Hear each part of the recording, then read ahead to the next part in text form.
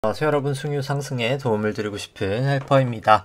금일 진행은 이제 간단한 마감 시황 설명드리고요. 그 다음에 이제 프로그램 매매 살펴보고, 그 다음에 이제 코스피, 코스피 200 선물, 코스닥 일중 수급 차트 살펴보도록 하고요. 그 다음에 이제 9월 선물 만기 이후로부터 현 선물 수급 추이, 그리고 이제 연초 이후로부터 현물 수급, 이제 코스피, 코스닥 간단하게 보도록 하고요. 차트는 조금 마지막에 보도록 하고, 일단 리포트 먼저 좀 간단하게 어제 좀 이슈 있었던 거 설명드리도록 하고요. 그 다음에 일단 밸류에이션 지표부터 먼저 살펴보도록 하겠습니다. 코스피, 코스닥, S&P 밸류에이션 지표인 1드 갭으로 살펴보도록 하고요. 그 다음에 이제 코스피, 코스닥 신용잔고 추이 보도록 하겠습니다. 그 다음에 이제 미국 쪽 S&P를 이제 M2 통화량 지표로 나눈 거, 그리고 이제 S&P랑 이제 나스닥 밸류에이션 통화량 대비해서 살펴보도록 하고요. 한국은 이제 코스피랑 이제 코스닥 통화량 대비해서 보도록 하겠습니다. 그 다음에 이제 매크로 관련해서 이제 코스피 시가총액을 일간 한국 수출액 데이터로 나눈 거 밸류에이션 보도록 하고요. 그 다음에 이제 글로벌 GDP 대비해서도 간단하게 보도록 하겠습니다. 하이힐드 스프레드도 간단하게 지금 위험 선호 구간인지 회피 구간인지 좀 보도록 하고요. 그 다음에 이제 코스피, 코스닥, 그리고 이제 S&P, 나스닥 차트 살펴보고, 그 다음에 이제 코스피 안에 내재 변동성, V 코스피, 그리고 이제 필라델피아 반도체 지수, 니케이, 유로스톡스, 항생 상해종합, 달러 인덱스 달러원, WTI, 금, 국고채 10년, 미국채 10년 금리 추이 살펴보도록 하고요. 그 다음에 이제 키스코 홀딩스랑 보유하고 있는 이제 현대해상, 그리고 이제 우리 금융지주 간단하게 보도록 하겠습니다. 그 다음에 이제 오늘 같은 경우 목요일이기 때문에 LG화학, 포스코, LG전자, 한국기업평가, 키움증권, 한국금융지주, 그리고 테슬라 종목 좀 살펴보도록 하고요. 그 다음에 이제 어제 같은 경우에 제가 이제 경기가 이제 좋아질수록 사실 인플레이션은 발생할 수밖에 더 없다라고 말씀드렸는데, 사실 이제는 인플레이션이 사실 그러니까 인플레이션이라기보다 정확하게 이제 경기가 좋아질수록 전 증시는 좀 더 빠질 가능성이 더 크다고 보는데, 이제 그 부분 어제 얘기를 좀 깜빡했었는데 오늘 같이 좀 다시 간단하게나마 좀 살펴보도록 하겠습니다. 일단 오늘 증시 같은 경우에 사실 장 초반 좀 하락폭이 컸다가 좀 중반에 플러스로도 돌아섰지만 결국 마이너스 한 0.5% 정도로 마감이 됐었고요. 코스닥도 마찬가지입니다. 마이너스로 갔다가 그나마 일단 코스닥은 마이너스 한 0.1% 플러스 되면서 끝이 났었고요. 이 검은 색깔 선이 이제 코스피 200 차트고, 파란 색깔 영역과 빨간 색깔 영역이 프로그램 순매도 구간, 이제 순매수 구간인데, 그나마 좀 프로그램 순매수가 그래도 좀 들어오면서 살짝이나마 증시를 조금 회복시켰다라고 볼 수 있을 것 같고요. 다만 규모 자체는 크진 않았습니다. 외국인과 기관이 다 한 440억 정도 프로그램 매수가 있었고요. 일중 수급 같은 경우에 이제 코스피 같은 경우는 개인이 한 2200억 정도 매수가 있었고요. 외국인은 한 470억 정도 매도, 기관은 한 2천억 정도 매도가 있었습니다. 코스피 200 선물 같은 경우에 외국인 한 3천억 정도 매수가 있었고요. 개인 같은 경우 550억 매도, 기관이 한 2,600억 정도 매도가 있었습니다. 코스닥 같은 경우에는 개인이 약 한 1,500억 정도 매수가 있었고요. 기관 300억 매수, 외국인이 한 1,200억 정도 매도가 있었습니다. 누적 수급 같은 경우에는 이제 9월 선물 만기로부터 개인 한 1.9조 정도 매수 중이고요. 외국인은 한 1.9조 정도 매도 중입니다. 외국인 선물 같은 경우 1.2조 정도 매수 중이고요. 기관과 개인은 매도 중이고, 연초 이후로부터는 개인 수급 자체가 73조 매수 중이기 때문에 수급은 계속해서 좋지 않아 보인다 생각이 되고요. 코스닥은 크기는 다르지 않고 여기는 이제 현물이 외국인이 매수하고 있고 선물이 외국인이 좀 매도하고 있다. 그 정도 차이가 있습니다. 누적 수급 자체는 좋지 않고요. 차트는 나중에 살펴보고, 이제 미국 쪽 이제 옐런 재무장관이 이제 12월 15일까지 일단 연방정부에 대한 이제 자금을 좀 댈 수 있다. 결국 좀 가지고 있는 돈으로 12월 15일까지는 좀 쓸 수 있을 것 같다라고 말을 했고요. 일단 의회에서 12월 3일까지 좀 한도 협상을 좀 마무리를 해야 되는데, 그걸 바로 이제 마무리 못 하더라도 15일까지는 조금 이제 뭐 디폴트이죠. 이제 좀 기술적인 디폴트가 벌어지지 않는다는 걸 좀 의미를 하는 거고요. 윌리엄스 이제 뉴욕 연은 총재 같은 경우에는 이제 미국 국채시장 회복력 위해서 좀 더 많은 조치가 필요하다라고 하는데, 뭐 사실 여기서 이제 뭘 더 할 수 있는지는 저는 좀 개인적으로 좀 의문이다라는 생각이고요. 그리고 이제 뭐 데일리 샌프란시스코 연은 총재 같은 경우에도 뭐 인플레이션을 대응하기 위해서 이제 금리를 인상하는 것은 옳지 않다라고 주장을 하는데, 뭐 저는 사실 개인적으로 병목 현상 때문만에 지금 이 인플레이션이 발생하고 있다라고는 생각을 하지 않습니다. 일단 뭐 가장 큰 이유가 통화량 자체가 많이 풀려서 그렇고요. 이제 그 풀린 통화량이 이제 재정 정책을 통해서 이제 좀 돈이 이제 실제로 풀려가고 있기 때문에 인플레이션이 나는 거거든요. 이제 그 부분은 아까 이제 말미에 이제 얘기한다고 했었던 경기가 사실 좋아질수록 인플레이션 날 수밖에 없다라는 부분 좀 마지막에 설명드리도록 하겠습니다. 왜냐면 양쪽 하나는 2009년부터 계속해서 하고 있는데 왜 하필 지금 이제 인플레이션이 발생을 할까에 대해서 좀 약간 의문을 가질 수도 있겠지만, 이제 과거랑 지금이랑은 좀 다른 상황이 돼버렸거든요. 근데 지금은 진짜 돈이 이제 흘러나오는 상황이기 때문에 그 부분 뭐 간단하게 뭐 계속 이제 얘기를 했던 거라 잘 아실 수도 있겠지만 뭐 처음 들으시는 분들도 있을 것 같아서 설명드리도록 하고요. 그리고 이제 뭐 유로존 10월 이제 CPI 소비자 물가 같은 경우에도 예상치를 부합하긴 했습니다만 4.1% 뭐 상당히 높은 수준이 나왔었습니다. 나머지는 보여드리기만 하고 설명 생략하도록 하고, 그리고 뭐 WTI 같은 경우에는 일단 뭐 미국이 중국에 이제 전략 비축유 뭐 방출 요청도 하고 하다 보니까 좀 하락을 했었습니다. 뭐 한 3% 정도 하락이 있었고요. 그 다음에 이제 일드갭 살펴보면 코스피 일드갭 같은 경우에 사실 높을수록 싸고 낮을수록 비싼 건데 빨간 색깔이고요. 지금 뭐 좀 금리가 조정을 보이고도 있기 때문에 조금 높아졌지만 여전히 사실 과거 대비로는 밸류에이션 부담은 있는 영역이다 라고 생각을 하고요. 좀 긴 시계열로 봤을 때도 뭐 상당히 까진 아니지만 꽤나 밸류에이션 부담은 좀 있어 보인다 라는 생각입니다. 뭐 코스닥 같은 경우에는 뭐 2018년 정도 레벨까지 와서 여기도 밸류에이션 부담은 있어 보인다라는 생각이고요. 그 다음에 이제 S&P랑 코스피 같이 돼 있는 걸 봤을 때는 미국이 사실 훨씬 더 밸류에이션 부담은 있다라고 보여지고요. 양적 완화의 영향도 있고 뭐 패권 전쟁의 영향도 있지만 뭐 결국은 뭐 멀지 않아 저는 좀 미국 쪽이 낙폭은 훨씬 더 크리라 생각은 합니다. 일단 뭐 두 나라 다 밸류에이션 부담은 있다라는 생각이고요. 그 다음에 이제 일드갭이 아니라 이제 페드 모형 같은 경우 이제 금리를 차감한 게 아니라 나눈 수치인데요. 조금 더 이제 금리에 조금 더 민감한 모델인데, 여기도 보시면 미국 쪽 지금 뭐 거의 최저치 수준까지 내려와 있기 때문에 상당히 좀 조심을 하셔야 될 것 같다. 한국도 그렇고 생각이 됩니다. 그 다음에 이제 신용장고 추이 살펴보면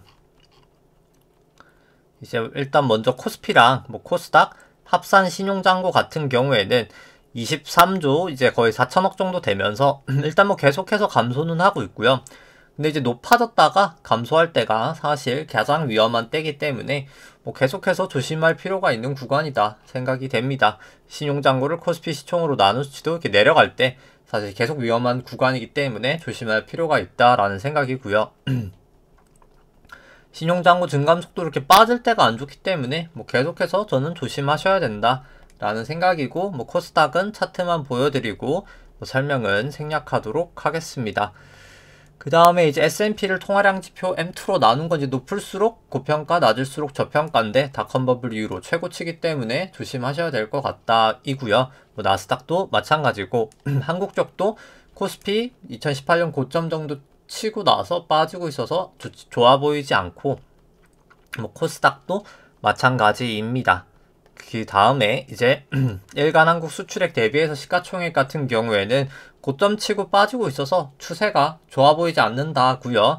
그 다음 이제 글로벌 GDP 대비해서 코스피랑 이제 S&P 같은 경우에도 이미 다 이제 과거 고점들 넘은 상태이기 때문에 일단 추세 자체가 완벽하게 꺾인 건 아닙니다만 밸류에이션상 부담은 있는 레벨이다 라고 생각을 합니다.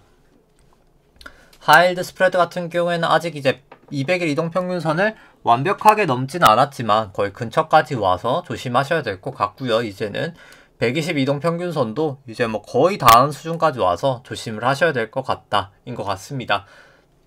50일 이동평균선은 이제 닿았죠. 이제 그렇기 때문에 모든 지표들이 이제는 좀 점점 특히 이제 미국 쪽도 조심을 하셔야 된다라는 생각입니다. 그 다음에 이제 차트 살펴보면 코스피 같은 경우는 이제 코로나 저점 이후로부터 3-1파, 엘리어트 파동상 3-1파라고 보여지고요. 이제 여기가 이제 1파, 2파, 3파, 4파, 5파가 다 나왔다라고 생각을 합니다. 이제 뭐 2파랑 4파 저점을 그어서 그 다음에 이제 3파 고점에다가 올려놓으면 채널링을 할 수 있는데, 여기 또 다인 걸 봤을 때는 뭐 채널은 유효했다라고 생각을 하고요. 그 다음에 이제 내려왔던 게 이제 A파, 여기가 이제 B파, 그 다음에 이제 C파까지도 나왔고, 그 다음에 이제 이게 큰 A라고 생각을 합니다. 이 A, B, C가 큰 A고, 이제 여기서 5파 고점과 B파 고점을 또 그었을 때, 이렇게 저점에 올려놨을 때, A파 저점에 올려놨을 때, 뭐 여기도 저점 다인 걸 봤을 때는 채널은 좀 유효했다라고 생각을 하고, 이 채널이 깨졌기 때문에 뭐 여기가 이제 C지 않았을까라고도 생각을 할 수 있을 것 같습니다. 이제 B 같은 경우에는 여기 4파 저점과 A파 저점을 깨지면 안 되는데요. 이제 오늘 같은 경우가 뭐 살짝이나마 재차 다시 이제 깨지긴 했습니다. 그래서 이제 좀 추세가 다시 좀 안 좋아 보이는 게 사실이고요. 이 채널 자체를 이제 깨졌기 때문에 이제 뭐 어제 얘기 들었다시피 이제 여기 깨지면 안 좋고 1차적으로 여기 깨지면 안 좋고, 그 다음에 이제 남은 게 이제 여기랑 이제 여기인데, 뭐 사실 가장 확실한 건 전저점이죠. 379가 깨지면 정말 안 좋다고 보고요. 이미 근데 지금도 사실 목선 자체를 깨버렸기 때문에 뭐 추세가 좋아 보이진 않는다인 것 같습니다. 그래서 여기가 A고 여기가 근데 B라고 하기엔 사실 너무 짧긴 해서 뭐 저는 이렇게 A, B, C 정도는 사실 가리라고는 생각을 하는데 한 406까지는 갈 것 같은데, 근데 그럼에도 불구하고 뭐 제가 틀리게 볼 수도 있으니까 일단 목선 자체가 깨졌기 때문에 상당히 좀 보수적으로 봐야 될 것 같고, 설사 뭐 한 406, 최대 엘리어트 파동선 422까지 간다 하더라도 뭐 저는 사실 여기 B파에서는 무리를 할 필요가 전혀 없는 파동이다 라고 계속 생각을 하기 때문에 뭐 그냥 이런 구간에서는 그냥 투자를 사실 쉬는 게 저는 낫지 않을까 계속 이야기를 해드립니다. 굳이 뭐 투자를 계속 하실 필요는 없다. 그냥 상황이 안 좋을 때는 가끔 쉬는 것도 괜찮다라는 생각이고요. 추세가 좀 더 확실할 때 하는 게 맞지 않을까. 뭐 지금 당장은 뭐 좀 애매하다. 근데 여기는 이제 전환선 기준선도 깨지어서 26일 후행편도 재차 이제 역전이 됐고요. 사실 내일 반등하지 않고 내일까지 빠지면 정말 위험해 보인다라고 생각을 하고요. 뭐 코스피도 뭐 특별하게 다르진 않아서 설명은 생략하도록 하고요.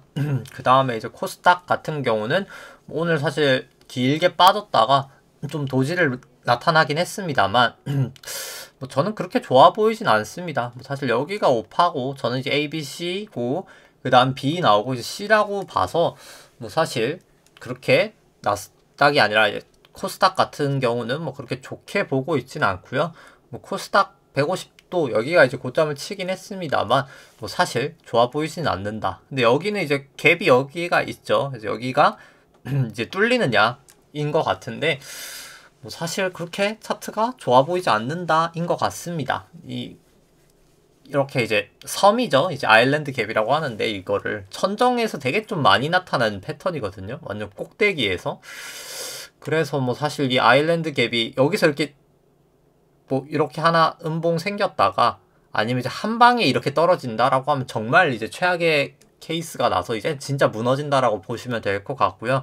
여기가 이제 그냥 이렇게 빠지더라도 메워지기만 해도 상당히 좀 부정적이다라고 생각을 하시면 될 것 같습니다. 여기를 이제 메우냐 마냐가 추세상 상당히 중요하다라고 생각하시면 될 것 같고요.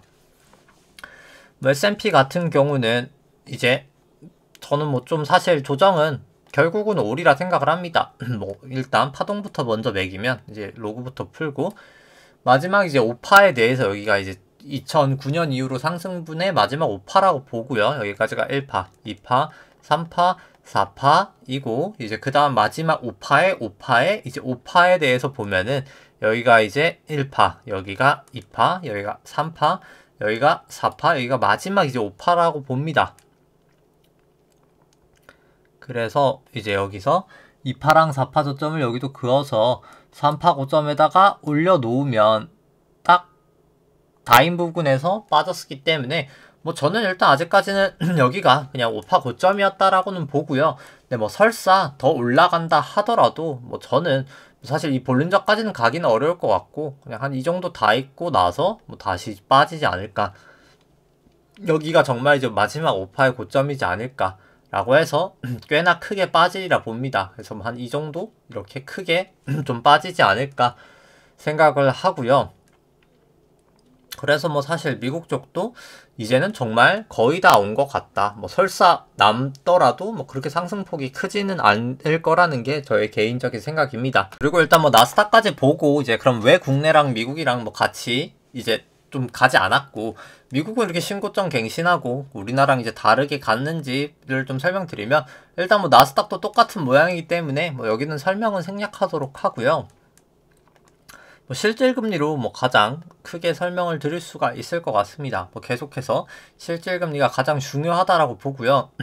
미국 쪽 실질금리를 보면 이제 10년하고 30년물 중심으로 보시면 이게 10년이고 30년인데요. 그러니까 실질금리가 뭐 사실상 어떻게 보면은 증시의 이제 할인율이다라고 생각을 하시면 됩니다. 뭐 결국 실질금리가 낮을수록 증시에 좋고요. 그냥 간단하게 높을수록 증시에 부정적이다라고 생각을 하셔도 됩니다. 그냥 간단하게 생각하시면 실질금리가 실제로 마이너스였을 때가 역사적으로 4번밖에 없고요. 4번 중에서 3번이 양적 완화 이후입니다. 근데 역사적으로 이렇게까지 떨어졌던 거는 1970년, 80년 이제 인플레이션이 엄청나게 발생했던 이제 그때 이후밖에 없고요. 물가가 이렇게까지 올라갔는데 실질금리가 낮은 상황이 그렇기 때문에 이렇게 실질금리가 낮아서 뭐 사실 미국 증시는 랠리를 할 수 있었고요.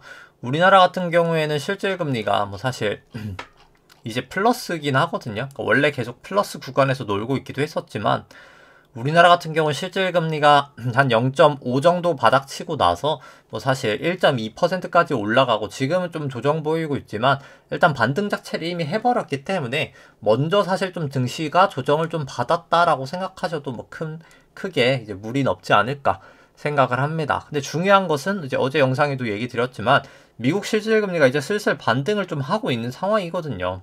그렇기 때문에 정말 조심하셔야 될 것 같다. 근데 이제 또 양적 완화도 이제 줄이고 있잖아요. 지금 테이퍼링이 이제 되고 있는 상황에서 물가가 여기서 계속 강하게 나온다라고 하면은 뭐 사실 내년 1월부터 이제 테이퍼링 규모를 더 늘릴 수도 있는 충분히 그런 상황이기 때문에 좀 조심을 하시는 게 맞지 않을까. 왜냐면 이제 BEI 이제 단기적인 물가 자체는 상당히 지금 반등을 하고 있는 거거든요. 기대 인플레이션 자체는. 근데 이제 장기 쪽은 이렇게 되고 있다는 것 자체가 약간 채권 시장은 이미 지금 스태그플레이션을 좀 약간 보고 있는 상황이어서 뭐 개인적으로 저는 뭐 정말 이제 조심하실 때가 오지 않았나 라는 생각입니다. 이 실질금리가 이제 올라가는 게 사실 증시에는 가장 무서운 상황이다 라고 보여지고요. 특히 이제 장기 쪽에 이렇게 기대 인플레이션이 빠지는 게 증시에는 오히려 더 지금 안 좋은 상황이다 라고 보시면 됩니다. 왜냐면 실질금리가 명목금리에서 이제 기대 인플레이션을 빼는데 이 기대 인플레이션이 낮아지면 실질금리가 높아지는 거거든요. 그렇기 때문에 좀 안 좋아 보인다 라고 생각을 하고요. 뭐 자세한 내용은 이제 영상 말미에 조금 더 자세하게 설명드리도록 하고 이제 뭐 비트코인도 뭐 사실 근데 마찬가지라고 봅니다. 이제 비트코인도 이제 장기로 추세를 보면 비트코인도 이제 파동 자체가 그냥 여기서 1파, 2파, 뭐 3파, 4파, 5파로 딱 나왔는데 이제 5파가 이게 그냥 5의 1일지 아니면 이게 그냥 5 끝하고 A, B, C로 크게 조정을 보일지가 애매한 상황이고요. 그래서 이제 근데 중요한 거는 이제 여기가 마지막 이 5에 대해서 1, 2, 3, 4, 5로 끝이 난 건지 아니면 이제 그리고 이제 큰 하락이 남은 건지 아니면 이제 5의 1이고 그 다음은 5의 2, 5의 3인지가 이제 여기 정고점을 넘냐 마냐가 상당히 중요하다라고 생각을 합니다. 뭐 넘어가면 생각보다 되게 5의 3으로 좀 크게 상승이 나타날 수 있지 않을까 라고 생각을 합니다. 그래서 여기를 넘기 전까지는 저는 굳이 매수를 안 해도 되지 않을까. 저는 원래 코인은 하진 않지만 그냥 이제 가끔 보긴 하는데 이제 좀 약간 그렇게 생각을 하고요. 코스피 안에 있는 내재 변동성 V코스피 같은 경우에는 일단 계속 120일 일동평균선 쪽에서 반등한 후 일단 아직까지는 반등을 하고 있는 상황입니다. 그리고 26일 프랭스팬도 슬슬 좀 다가오고 있어서 여기도 좀 추세가 아직 확실히 정해진 건 아니지만 조금 과거보다는 점점 불안해 보이는, 좀 증시가 좀 불안해 보이는 상황이 되고 있는 건 맞는 것 같고요. 그 다음에 이제 필라델피아 반도체 지수 같은 경우에는 여기 볼린저 밴드를 이제 타고 가고 있는데 여기가 이제 깨지면 상당히 위험하다. 이제 그거가 깨지는 거를 매도 시그널로 잡으면 좀 되지 않을까 싶습니다.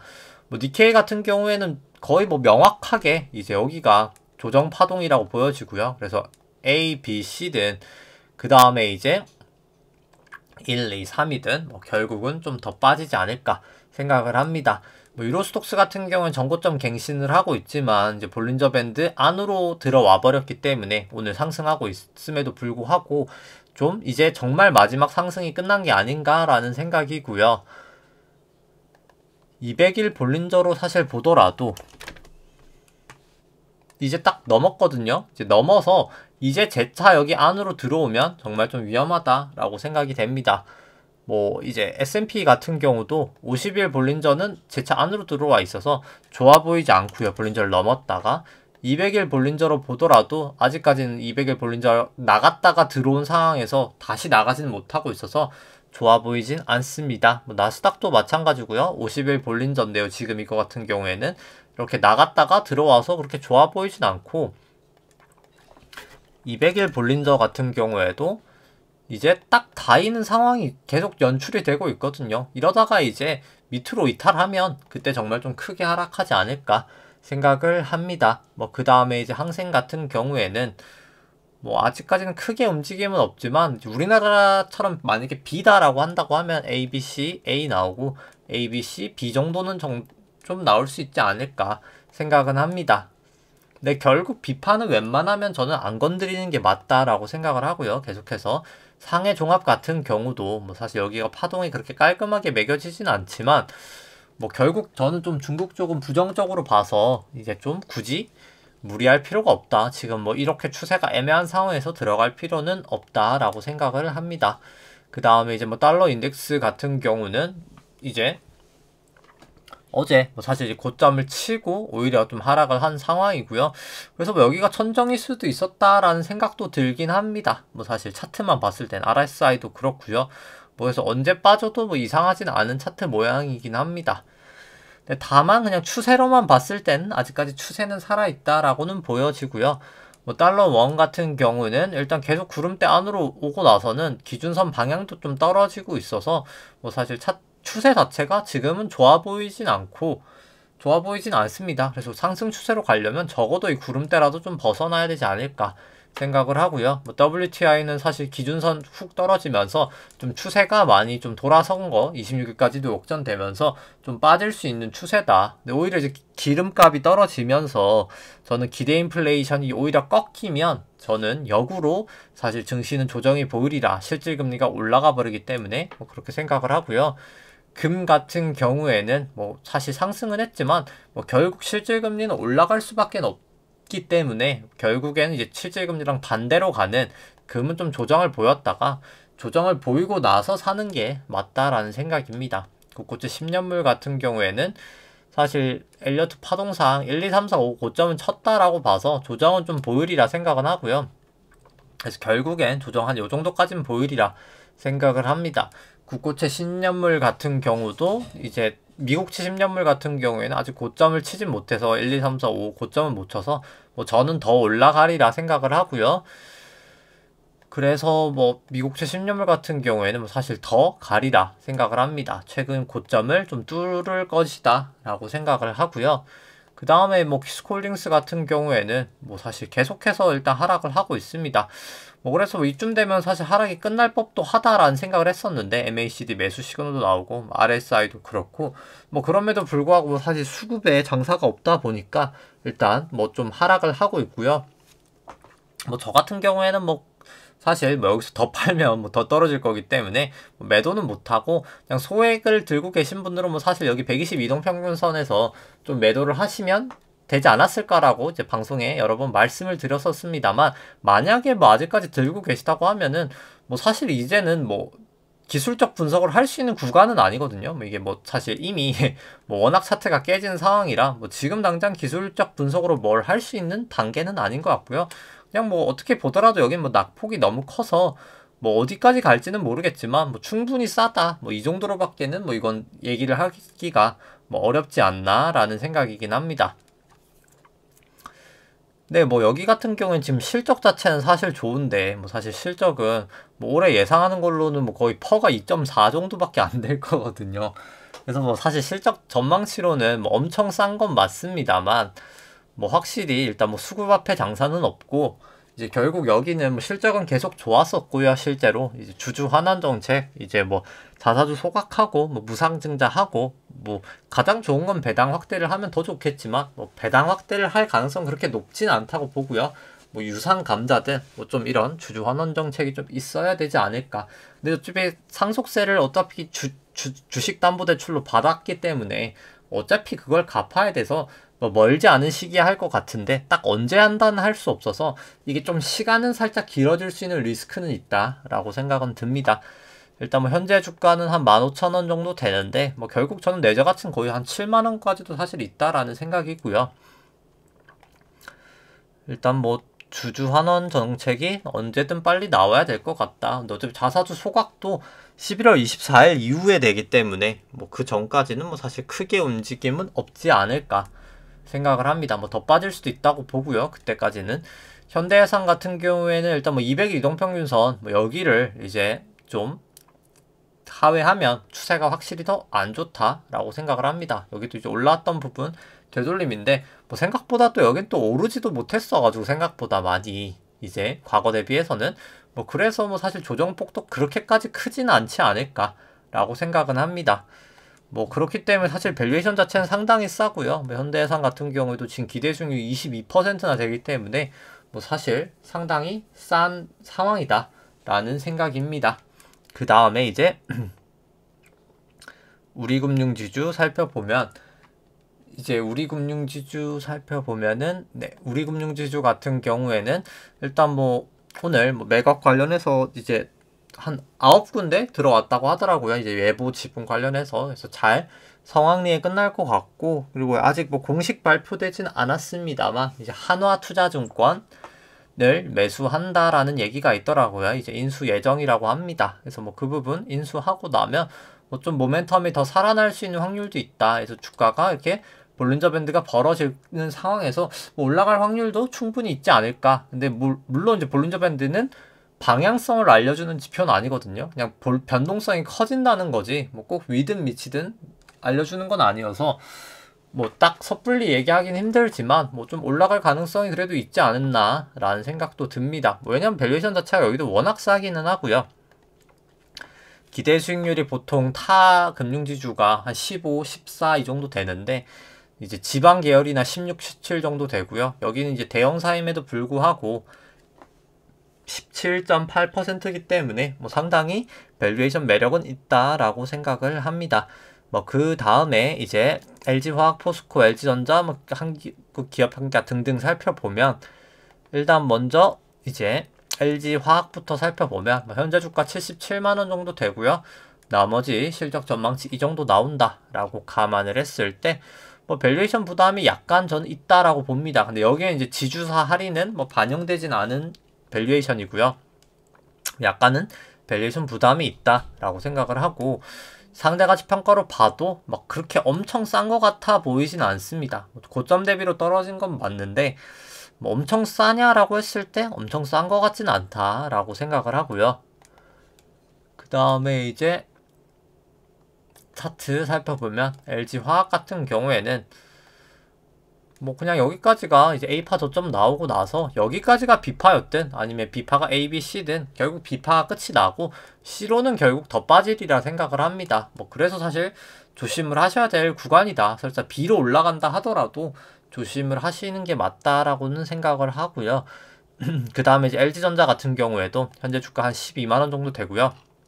남은 실적 전망치 이 정도다라고 했을 때 LG전자는 뭐 저는 그래도 충분히 밸류에이션 매력은 조금 있는 상황이다. 뭐 한 80에서 60%는 갈 수 있는 내재 가치가 있다라는 생각이고, 그 다음에 이제 잠시만요. 네. 좀 순서가 바뀌었네요. 이제 LG전자부터 먼저 설명을 드리면 LG전자 같은 경우에 이제 기대 수익률 자체도 이제 상대 가치 평가로 봤을 때도 뭐 과거 이제 코로나 저점 때까지는 아니지만 그래도 상당히 싼 영역이다라고 생각을 하고요. 그 다음에 이제 LG전자 차트 살펴보면 일단 뭐 바닥을 찾았을 수도 있을 확률이 있지 않을까라고는 생각은 들긴 합니다. 근데 이제 여기가 아마도 A고 뭐 B고 C고 이렇게 빠지지 않을까. 뭐 여기도 뭐 일단 그렇게 그렇게 나올 확률이 좀 크지 않나라고는 일단 생각을 하고요. 그 다음에 이제 뭐 한국 포스코부터 하죠. 이제 포스코가 좀 뒤로 이제 밀린 것 같은데 포스코부터 살펴보면 현재 주가 27만원이고요. 나머지 실적 전망치 이 정도다라고 했을 때 이제 FCF 기준으로 뭐 생각보다 많이 좀 올라갈 수 있다. 한 220% 정도 상승 여력은 있다라고 생각을 합니다. 포스코 같은 경우에 상대가치 평가로 보더라도 밸류에이션 자체는 뭐 저는 충분히 싼 구간이다 라고 보여지고요. 그 다음에 이제 뭐 차트로 보더라도 다만 뭐 여긴 차트는 좋아 보이지는 않고요. 사실 내려가고 있는 추세여서 그래서 뭐 사실 굳이 지금 먼저 뭐 건드릴 필요는 없지 않나. 뭐 추세가 좀 좋아지는 거 보고 가도 늦지 않을까. 뭐 일단 그렇게는 생각을 합니다. 그 다음에 이제 한국기업평가 같은 경우에는 그냥 현재 주가 81,000원이고 뭐 나머지 실적 전망치 이 정도다라고 했을 때 그냥 뭐 거의 적정한 수준이다. 밸류에이션이 거의 적정하다라고 생각을 하고요. 그 다음에 이제 한국기업평가 같은 경우에 기대 수익률 자체는 뭐 좀 높은 편이지만 여기는 이제 금리를 조정했을 때는 뭐 그렇게까지 높아 보이진 않는다. 좀 애매한 밸류에이션이다라고 생각을 합니다. 금리를 조정하냐 아니냐에 좀 결과가 좀 다른 것 같고요.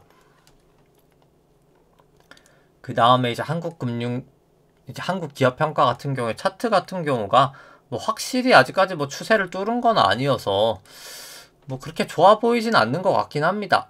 그래서 충분히 여기도 A, B, C 하락 자체가 나올 수는 있다고 봐서 뭐 좀 조심을 하는 게 맞지 않나 라는 생각이고요. 그 다음에 이제 키움증권이랑 한국금융지주 일단 상대가치 평가 둘 다 먼저 보면은 뭐 상대가치 평가로는 기대 수익률이 과거 대비 상당히 좀 높은 구간이어서 밸류에이션 매력은 충분히 있다라는 생각이고요. 한국금융지주도 마찬가지입니다. 충분히 밸류에이션 매력은 있는 레벨이다 라고 생각을 하고요.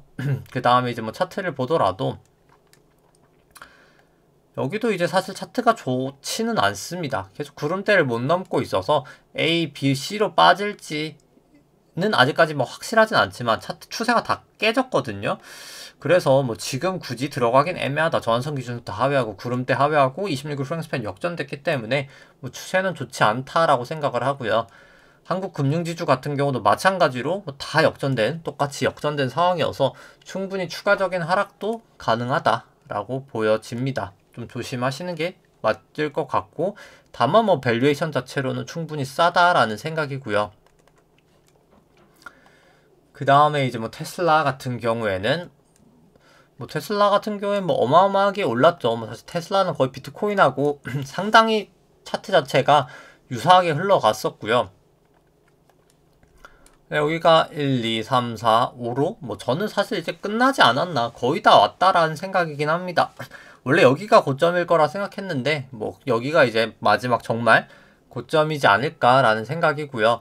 일봉상 보더라도 뭐 사실 이 정도 이제 1, 2, 3, 4, 5 빠지고 나서 이게 그냥 이 정도 파동이지 않을까. 3, 4, 5 정도로 한번 빠지고 B 빠지고 C 빠지고 해서 빠지지 않을까. 일단 뭐 4의 저점인 한 이 정도 근처까지는 좀 빠지지 않을까 라고 생각을 합니다. 그래서 저는 뭐 정말 조심해야 되지 않을까. 지금 같은 경우 일단 기준선에서 반등을 하긴 했습니다만 좀 위험해 보인다라는 게 뭐 개인적인 생각이고요. 밸류에이션 자체가 뭐 사실 테슬라는 전 세계 자동차 회사 시총을 합친 것보다도 훨씬 높거든요. 그래서 테슬라 자체가 이미 전 세계 자동차 시장을 뭐 거의 석권했다 한 정도의 밸류에이션을 이미 넘어버렸기 때문에 뭐 사실 이미 그런 상황에서 테슬라의 사실 매출하고 비교해 봤을 때는 좀 너무 터무니없는 밸류에이션 상황이지 않나라고는 생각을 합니다. 뭐 어제도 얘기 들었지만 리비안 같은 경우에는 매출이 0원인데 지금 폭스바겐보다 시총이 높거든요. 현대차도 물론이고. 그래서 뭐 상당히 뭐 사실 증시가 정말 거품이 껴있다라고 생각이 되고, 뭐 사실 증시에는 지금은 웬만하면 좀 밖에 벗어나 있는 게 맞지 않을까라고 생각을 하고, 이제 어제 경기가 올라갈수록 사실 이제는 이제 사실 증시는 더 빠질 수밖에 없다라고 생각을 하는 게, 이제 과거에 이제 양적 완화를 많이 했었잖아요. 이제 2009년 이후로부터 양적 완화를 합니다. 그래서 연준 총자산이 2009년 전에는 이렇게 완만하게 거의 없었다가 양적 완화를 하면서 이렇게 급격하게 증가를 하거든요. 특히 이번에 코로나 이후로 어마어마하게 증가를 했죠. 근데 과거 이제 2015년까지는 돈을 이렇게 많이 푸는데, 이게 조 달러거든요. 돈이 거의 4.5조 달러까지 증가를 하면서 돈을 풀었지만 인플레이션이 발생을 안 했습니다. 그래서 많이 나왔던 말이 이제 딱 2015년 정도에 뉴 노멀이란 말이 참 많았었습니다. 지금도 많이 하지만 그때가 참 저는 더 많았다라는 생각이거든요. 실제로 더 많았었습니다.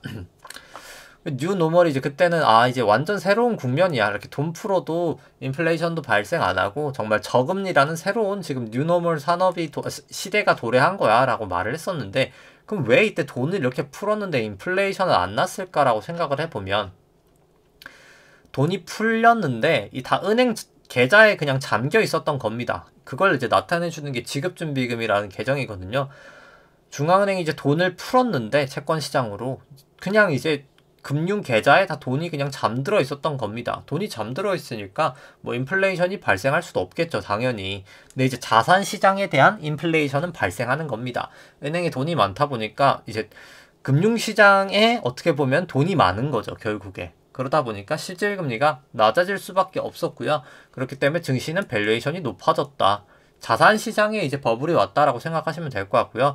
근데 이제 그 돈이 이렇게 실물 경제로 흘러가면서, 이때는 또 경기가 좋았었거든요. 2015년부터 실물 경제로 돈이 이제 흘러가니까 이제 또 이때 인플레이션이 실제로 발생을 합니다. 이때 미국채 30년물 같은 경우에 3.3%까지도 상승을 하고요. 약 한 0.8조 달러 정도 돈이 풀리는데 미국채 30년물이 3.3%까지도 상승을 했었습니다. 이때 이제 기준금리 인상을 했었고요. 미국 같은 경우가. 근데 지금 같은 경우에는 근데 또 이때랑은 또 다른 게, 이때는 재정정책은 쓰지 않았고 그냥 완화적인 통화정책만 했었고, 돈이 이제 풀리니까 이제 긴축적인 통화정책을 이 당시에 또 했었습니다. 근데 지금 같은 경우에는 코로나 이후로 정말 초완화적인 통화정책을 하고, 중요한 건 과거랑은 다르게 완화정책을 하면서도 매우 강력한 재정정책을 쓰고 있거든요. 그렇기 때문에 지급준비금 자체가 이제 재정정책은 그냥 돈을 뿌리는 거잖아요. 그러니까 지급준비금이 그냥 바로 훅훅 떨어질 수 있는 겁니다. 그렇기 때문에 실제로 보시면은 이제 연방준비은행이 부채 계정인데요. 지급준비금이랑 재무비 일반 계정은 결국 계속 감소를 하고 있습니다. 근데 감소를 하고 있는데 이제 리버스 레포라는 계정으로 지금 연방준비은행이 그냥 유동성을 흡수하고 있는 단계이긴 하거든요. 근데 어차피 이게 이제 테이퍼링을 하게 되면서 결국은 이게 다 없어져야 됩니다. 그렇기 때문에 이게 순식간에 없어질 거고, 그렇게 되면 실물 경제로 돈이 순식간에 훅 흘러가게 될 거고요. 지금 증시가 올라갈 수 있게 했었던 실질금리 자체가 계속 올라갈 수밖에는 없을 겁니다. 그럼 당연히 사실 경기가 좋을수록 전 증시가 조정을 받을 거라 생각을 합니다. 왜냐면 재정정책을 해도 지급준비금과 TGA 재무비 일반 계정에 풀리지만, 경기가 좋으면 사람들이 은행에 있는 돈을 더 쓰거든요. 기업이 돼서 투자를 하던, 개인들이 소비를 하던, 아니면 기업이 M&A를 하던, 뭐 어떤 거를 하던, 사람들이 경기가 좋을수록 사실 돈을 쓸 수밖에 없잖아요. 2015년부터 2019년까지 경기가 좋아서 돈이 풀렸듯이 똑같이 그런 상황이 나올 수 있다. 그리고 이제 그런 상황이 어떻게 보면 나올 수밖에는 없다라고 생각을 합니다. 그럼 역으로 경기가 아예 안 좋아지면 지급준비금도 안 풀리겠죠. 근데 경기가 안 좋아도 물가는 이미 높아져 있는 상황이기 때문에 더 이상 완화적인 통화정책은 할 수가 없다라고는 저는 봅니다. 어떻게 보면 이제 좀 진퇴양난에 빠진 거죠. 이제 이렇게 하기도 뭐하고 저렇게 하기도 뭐한, 이제 완화적인 통화정책을 하기도 긴축적인 통화 정책에도 할 수 없는 상황이 됐고, 중요한 건 어차피 물가는 오를 수밖에 없는 거죠. 경기가 좋아지면 이 돈이 풀릴 테니까요. 그래서 사실 경기가 좋아진다는 건 지급 준비 풀리면서 자산 시장에 있던 돈이 실물 시장으로 흘러간다는 또 말이기도 하기 때문에 지금은 우리는 자산 시장을 슬슬 나올 때다. 역으로 나올 때다. 빠져나와야 될 때다. 사실 쉰다는 표현이 빠져나온다는 거죠. 자산 시장에서 빠져나와서 실질금리가 뭐 약 미국 기준으로 한 1에서 2%까지 올라오기 전까지는 그냥 현금을 들고 있어도 전 충분히 괜찮다라고 생각을 하고, 이때부터 이제 인플레이션 관련 자산을 실질금리가 튀고 나서 그때 이제 대응을 좀 하자라고 생각을 합니다. 그래서 지금은 좀 쉬어도 전 괜찮을 것 같다라는 생각이고, 1, 2% 됐을 때 인플레이션 자산. 근데 이제 또 중요한 거는 인플레이션이 올라가면 올라갈수록 중앙은행은 기준금리를 급격하게 올리면서 물가를 잡으려고 이제 그때는 할 거거든요. 근데 이제 그때 이제 물가의 이 기준금리의 고점 정도에서 저희는 이제 위험 자산을 사야 되겠죠. 이제 그 당시에는 이제 그때는 이제 그 타이밍을 좀 봐야 되지 않을까. 이제 큰 그림 그렇게 생각하시면 될 것 같은데, 지금은 이제 언제 무너지냐의 문제고, 어차피 뭐 여기서 미국 증시든 뭐 우리나라 증시든 어차피 조정을 보이고 있는 상황에서, 조정이 아니라 이제 미국 증시는 조정은 아니죠. 지금 올라가고 있는 상황에서 여기서 뭐 이만큼 더 오른다고 뭐 크게 달라질 게 없기 때문에 사실 미리미리 저는 좀 조심을 하시는 게 맞지 않을까. 그냥 여기서 이렇게 무너질 수도 있는 거라서 정말 조심을 하시는 게 필요하다. 계속해서 생각을 하면서 오늘 방송은 여기까지 하도록 하겠습니다. 좋아요와 구독 눌러주시면 감사하겠습니다. 이상입니다.